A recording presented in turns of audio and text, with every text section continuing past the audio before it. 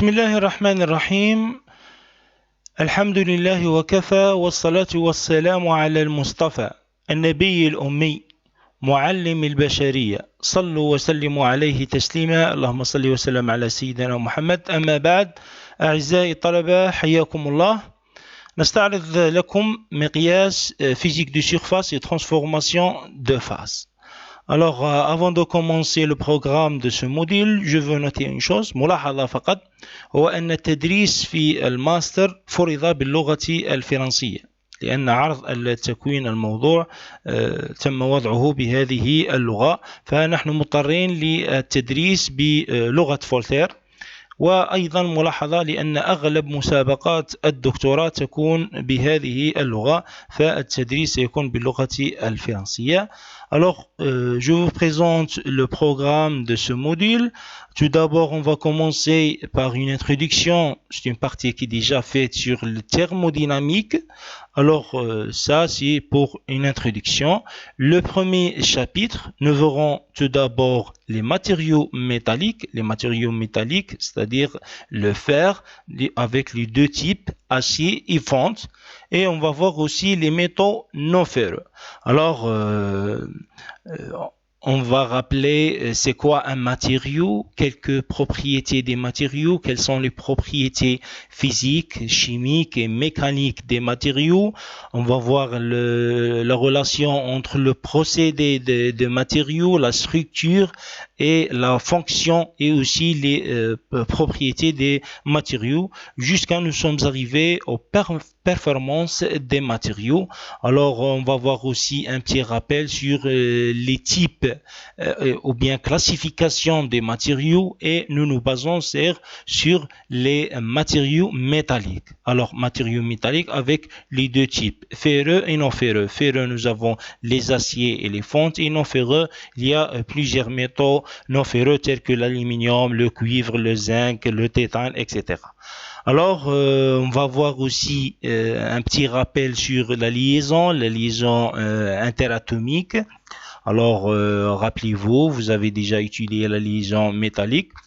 Et puis, nous, on va voir les métaux ferreux, les aciers et les fontes, et les types des aciers et des fontes, la différence entre l'acier et la fonte, les types des aciers tels que l'acier d'usage général, les aciers alliés, les aciers non alliés, et aussi les aciers inoxydables. Il y a d'autres classifications des aciers tels que les aciers doux, médoux, douces, durs.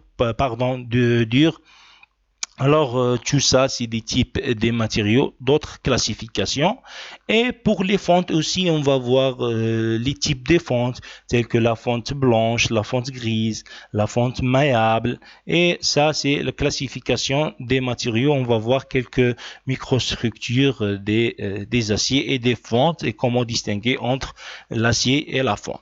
Alors, par la suite, on va voir les métaux non ferreux, comme j'ai dit tout à l'heure, tels que l'aluminium, les propriétés d'aluminium, sa densité, sa température de fusion, sa résistance, son utilisation, et aussi plusieurs caractérisations, les propriétés chimiques, la résistance à la corrosion, à l'usure, etc. Donc, les types d'aluminium, l'aluminium corroyé, etc. Et aussi, on va voir le cuivre, la même chose, les propriétés mécaniques et chimiques et physiques du cuivre, son utilisation, sa température de fusion, sa masse atomique, sa masse volumique, etc. La même chose pour d'autres métaux non ferreux tels que le nickel, le zinc, le plomb, le magnésium, le manganèse, et aussi l'alliage de tétane. Alors, je vais citer quelques propriétés de métal Nobel tels que l'or et l'argent. Et aussi, je vais citer, ou bien on va parler sur les matériaux réfractaires. Ça s'appelle matériaux réfractaires, c'est-à-dire des alliages à base de fer, nickel ou bien cobalt. Alors ça, c'est pour les alliages réfractaires. Ça, c'est pour le premier chapitre. Par la suite, nous verrons le diagramme de phase, ou bien le diagramme d'équilibre. Alors, c'est la même chose. Nous basons sur le diagramme binaire parce qu'il y a diagramme ternel, donc n'est pas programmé dans ce module. Donc, nous avons que le diagramme binaire. Nous basons sur le diagramme de fer-carbone avec les deux types de cimentite et de graphite. La différence entre les deux diagrammes de fer-carbone, cimentite et graphite. Et aussi, on va voir d'autres diagrammes d'équilibre, tels que le plomb et l'étain, tels que le cuivre et le nickel. Surtout le cuivre et le nickel, parce qu'on va voir la mixabilité totale et partielle. Puis d'abord, il faut définir quelques notions de base sur le diagramme d'équilibre, ou bien des termes thermodynamiques tels que la phase, c'est quoi la définition d'une phase, et un composant. Et bien sûr, après la définition d'un diagramme de phase, il faut savoir, il faut que vous sachiez c'est quoi l'intérêt de tracer un diagramme d'équilibre.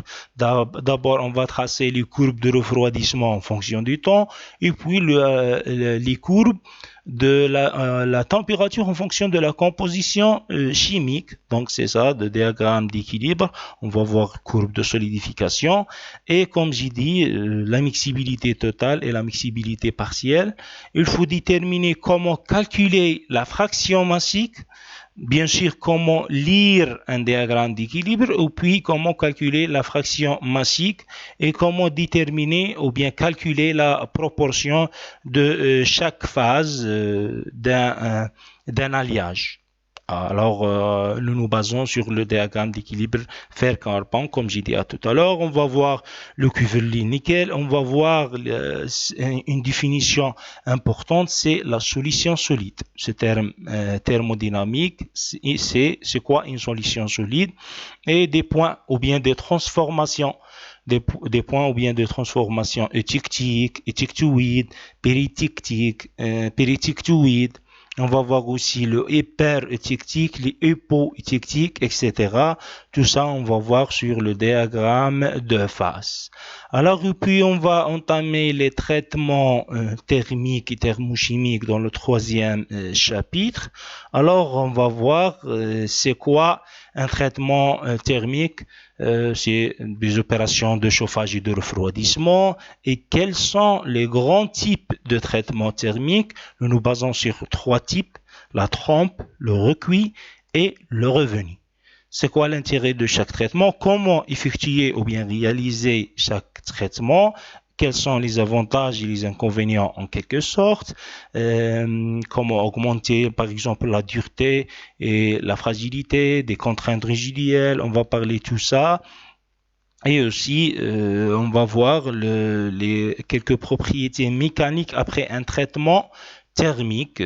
Donc, les phases, c'est-à-dire ferrite, par exemple l'acier, une structure de ferrite, perlite ou bien cimentite, ça va transformer le ferrite en une structure martensitique après la trempe, et puis la ductilité, la résilience, ça va augmenter, ça va diminuer, les contraintes résiduelles, le hardness, la dureté. Est-ce que ça va augmenter ou diminuer?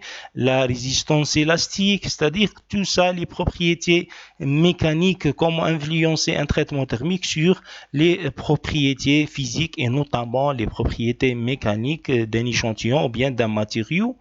Donc, c'est ça, les opérations de chauffage et de refroidissement.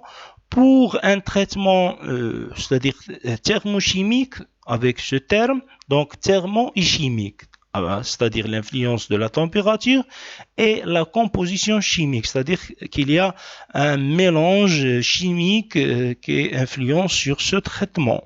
Donc, on va voir, nous nous basons sur le traitement de cémentation, qui s'appelle cémentation, c'est-à-dire le carbone se diffuse sur la surface de matériaux. Alors, on va voir aussi la normalisation. C'est un traitement thermique. C'est quoi la différence entre la normalisation et le recuit?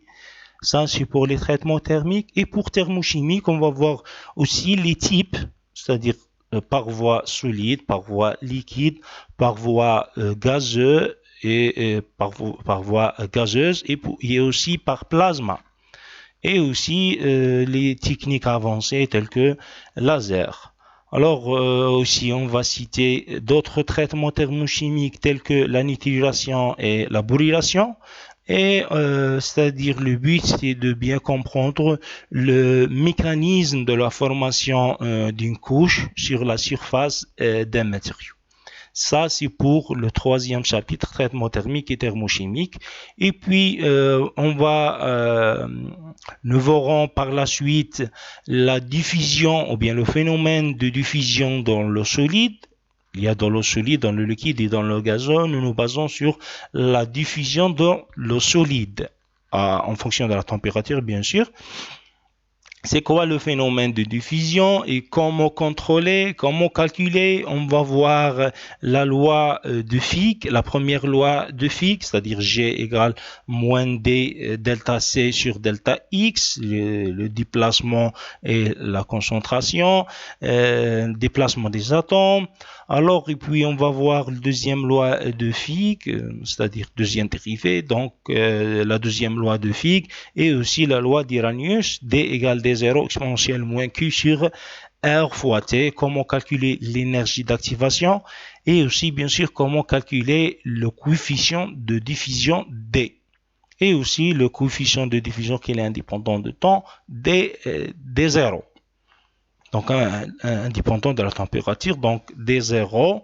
Et aussi on va voir un exemple très connu que vous le trouvez dans les références telles que le cuivre et le nickel, parce que la miscibilité est totale de cuivre et de nickel l'un à l'autre. On va voir la diffusion interstitielle et substitutionnelle. Donc la diffusion interstitielle et substitutionnelle. Et aussi, je vous rappelle, c'est quoi une solution solide. Alors ça, on va voir aussi interstitiel tel que le carbone dans le fer. On va prendre cet exemple. Alors ça, c'est pour le quatrième chapitre, la diffusion dans l'eau solide. Et puis, nous verrons les propriétés mécaniques et les essais mécaniques. Les essais mécaniques, nous nous basons sur l'essai de traction. Normalement, vous avez déjà étudié l'année passée, اختبار الشد. Donc, ça, c'est l'essai de traction. En anglais, c'est tensile test. Donc, comment tracer ou bien comment d'abord réaliser l'expérience par une crevette entaillée et comment tracer la courbe ou bien lire la courbe de la force en fonction de delta L, l'allongement, la force appliquée en fonction de l'allongement delta L, ou bien la contrainte sigma oméga pascal, la contrainte en fonction de epsilon, la déformation c'est delta L sur L0, L0 c'est la longueur initiale. Et puis après on va tracer la courbe ou bien on va trouver la courbe. Nous avons un domaine élastique et un domaine plastique. Dans le domaine élastique, on peut calculer ce qu'on appelle le module de Young. Le module de Young ou bien le module d'élasticité de chaque matériau. Et aussi, on va voir le domaine réversible et irréversible. On peut calculer la résistance élastique, le RE02, le RM, la résistance maximale, ou bien la contrainte maximale sigma M, et aussi la résistance à la rupture, ou bien sigma rupture, sigma R, et aussi c'est-à-dire l'énergie absorbée par ce matériau, c'est-à-dire la surface de cette courbe, et aussi le coefficient de Poisson. Nous avons le module de Young, ou bien le module d'élasticité et le coefficient de Poisson de chaque matériau. Il y a aussi d'autres essais tels que l'essai de compression. L'essai de compression et aussi l'essai de flexion, l'essai de cisaillement et aussi l'essai de torsion. Donc tout ça, c'est des essais mécaniques. On va voir le phénomène d'écruissage. C'est quoi l'écruissage pour les déformations plastiques? Donc, on va voir plusieurs définitions et des termes. On va voir aussi la dureté, hardness, as-salada avec del. Donc, on va voir la dureté de Brinell, la dureté de Rockwell, et nous nous basons sur la dureté de Vickers. On va voir pourquoi la dureté de Vickers, et aussi la dureté Knoop. Knoop, ça s'écrit Knoop, mais s'appelle Knoop. Alors aussi, on va voir les propriétés mécaniques telles que la ductilité, la fragilité, breakness, matelier.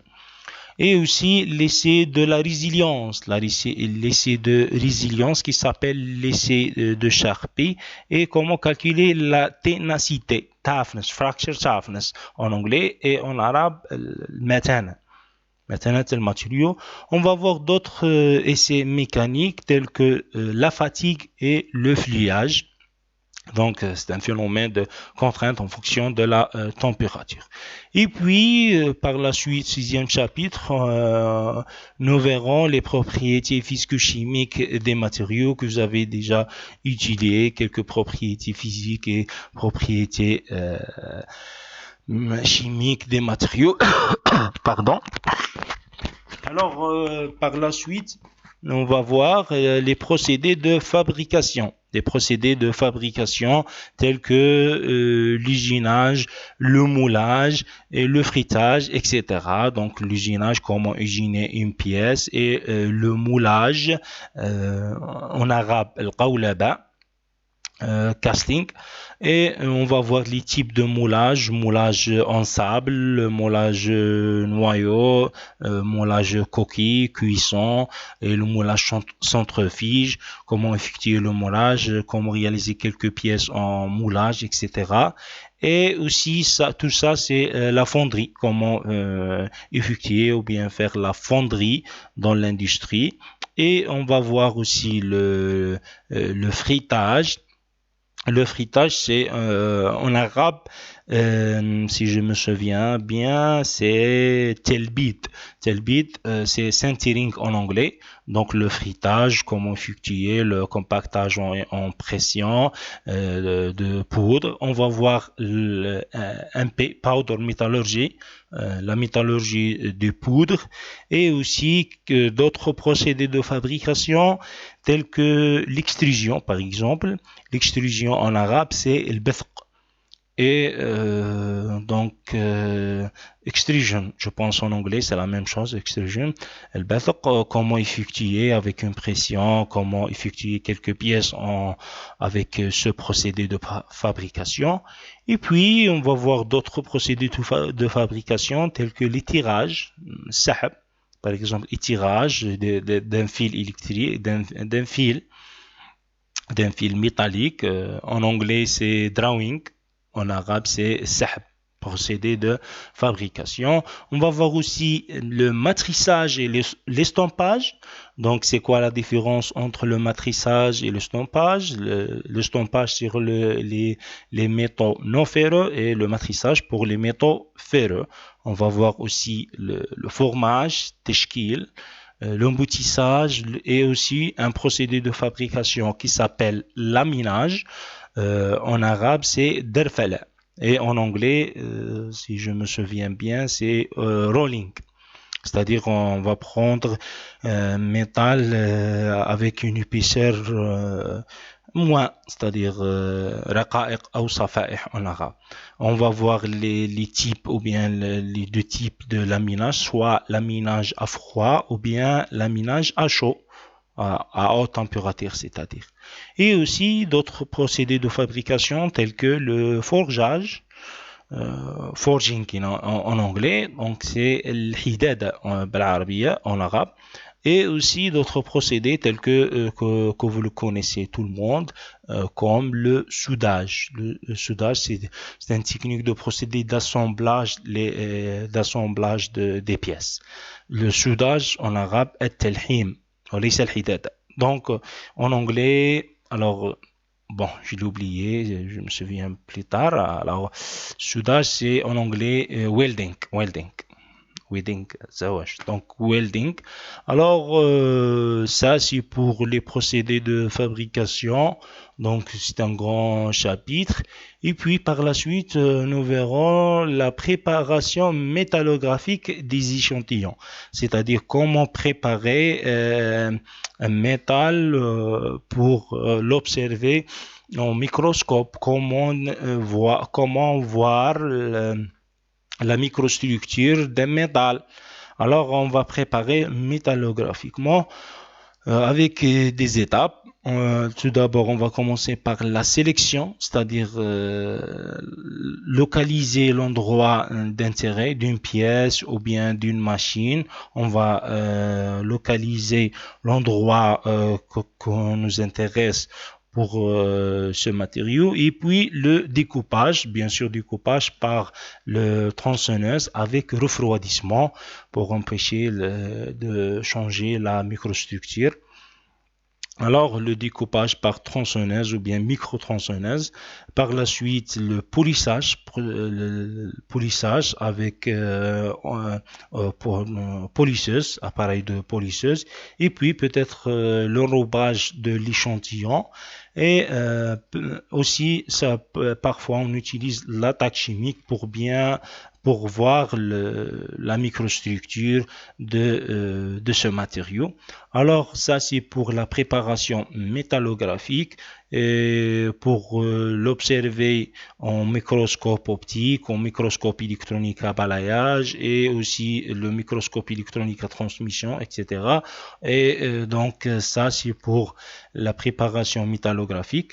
On va voir aussi un petit peu les trois appareils, le microscope optique, le microscope électronique à balayage et le microscope électronique à transmission, une comparaison entre les trois appareils. On va voir par la suite c'est-à-dire on va voir le principe de fonctionnement de chaque appareil, et puis on va voir les instruments de cet appareil. L'agrandissement de microscope optique, c'est-à-dire x100 jusqu'à x500 pour le microscope optique, et plus le MEB de quelques micromètres jusqu'à le nano, microscope électronique à transmission, la résolution et aussi le détecteur. On va voir les spectres.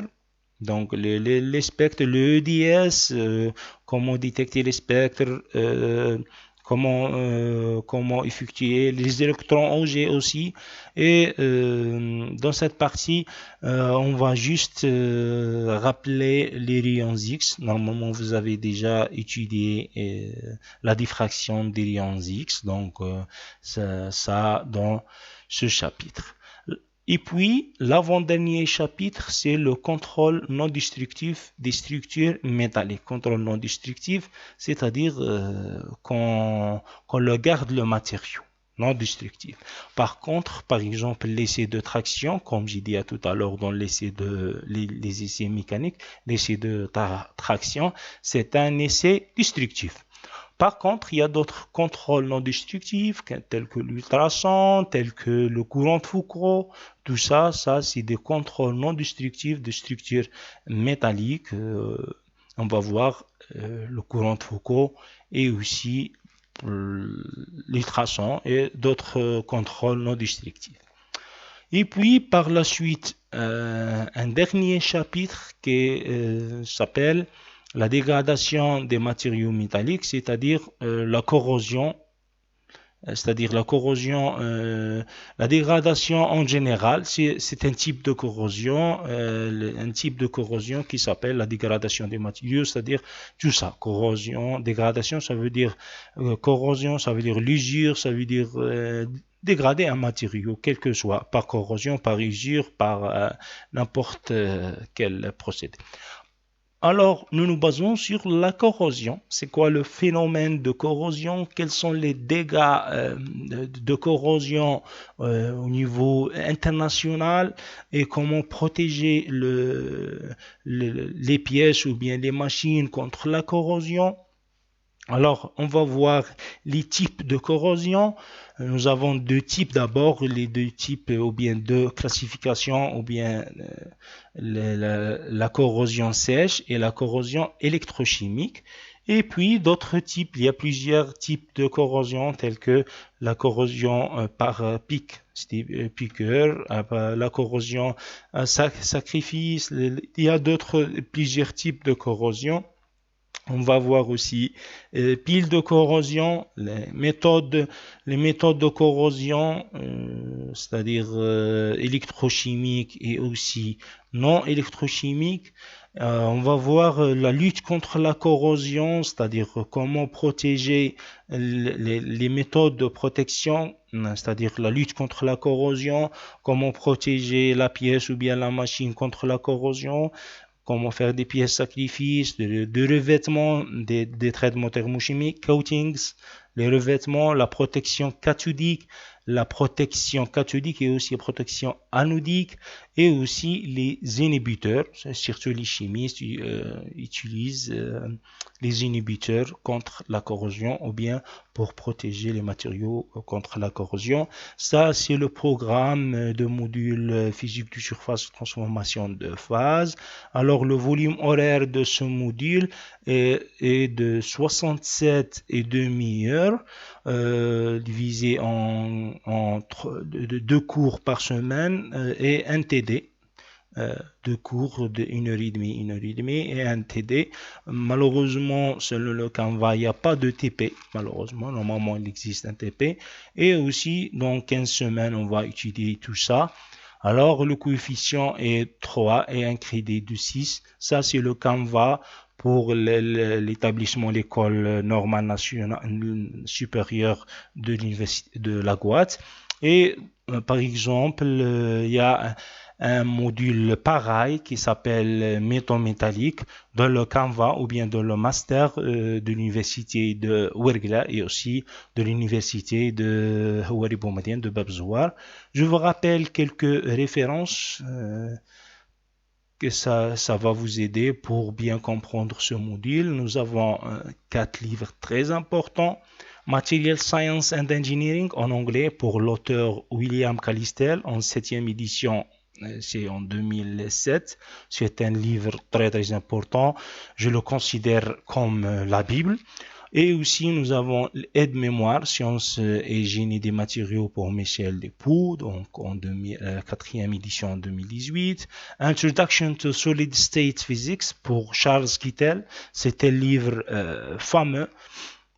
Charles Kittel et aussi Understanding Solid to Physics. Alors pour Charles Kittel, il existe aussi une traduction en français et aussi une traduction en langue arabe. Alors des matériaux, d'autres livres, Sciences des matériaux, Introduction à la science des matériaux et d'autres livres. Tout ça, c'est des références, ça va vous aider pour bien comprendre ce module. Et j'ai une petite contribution pour cela, un petit livre intitulé Introduction à la science des matériaux d'édition universitaire européen. Donc dans ce lien, vous pouvez consulter le livre.